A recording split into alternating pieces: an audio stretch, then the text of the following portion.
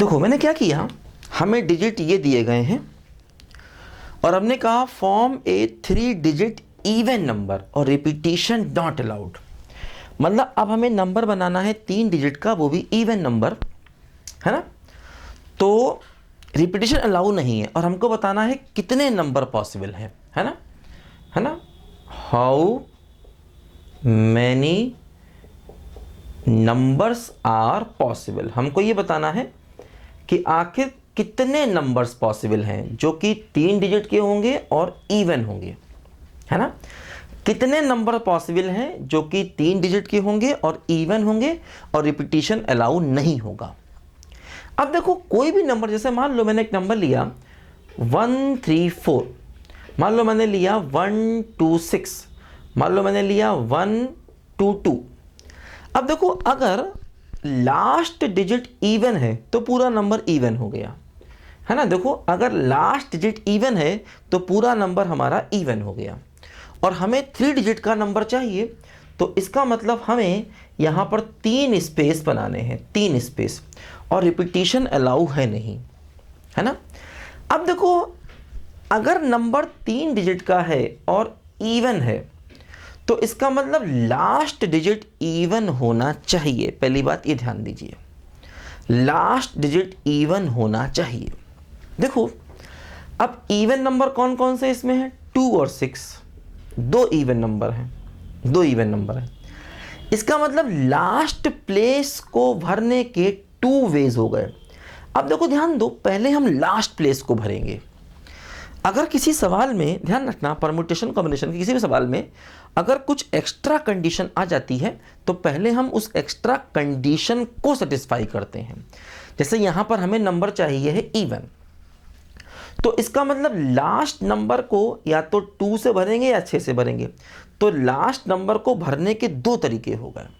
अब क्या हुआ, दोनों में से कोई एक नंबर आपने यहां रख दिया, अब हम किसी को भी भरें, लास्ट नंबर भर गया, अब चाहे सेकंड भरें या फर्स्ट भरें, कोई भरें।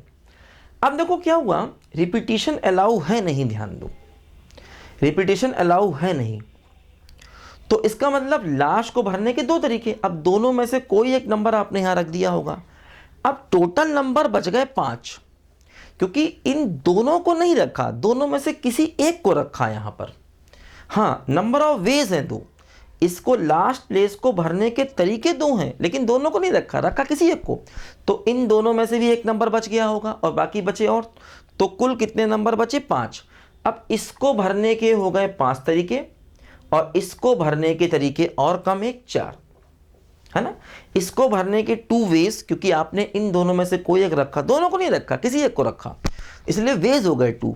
अब इन दोनों में से कोई एक रख दिया तो कुल नंबर थे 6, बच गए 5। इसको भरने के 5 तरीके या इसको 4 तरीके, या ऐसा भी कर सकते थे, पहले इसको भरते तो इसको भरने के 5 तरीके होते, इसको भरने के 4 तरीके होते, बात बराबर है।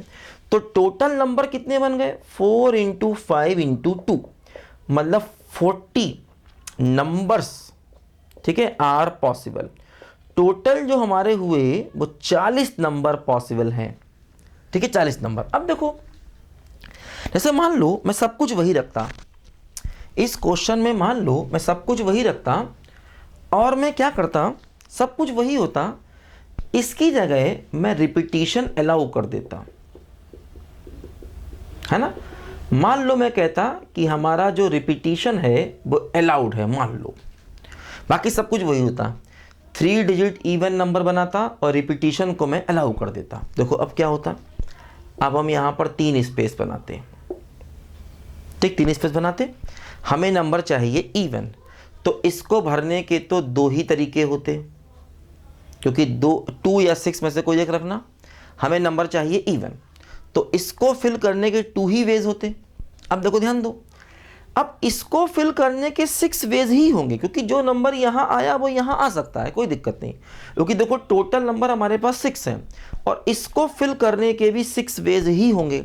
तो हमारे नंबर कितने हो गए, 6 × 6 × 2, मतलब 72 नंबर्स आर पॉसिबल। टोटल हमारे 72 नंबर्स पॉसिबल हैं, है ना। तो इसको भरने की 2 वेज, क्योंकि हमें नंबर इवन चाहिए, तो लास्ट प्लेस को भरने के या तो 2 या 6 2 बेस, और नंबर अब कम नहीं हुए क्योंकि जिसको यहाँ रखा उसको यहाँ भी रख सकते हैं, यहाँ भी रख सकते हैं। तो इसके 6 वेज, इसके 6 वेज, तो टोटल नंबर कितने बन गए बोलो, हमारे यहाँ पर 72 नंबर्स टोटल यहाँ पर पॉसिबल हो गए। तो ध्यान रखना पड़ता है रिपीटिशन अलाउ है या नहीं इस बात का। ठीक है, देखो मैं ज़रा क्वेश्चन को फिर चेंज करता हूँ, लिखो ज़रा बच्चों ध्यान से इसको।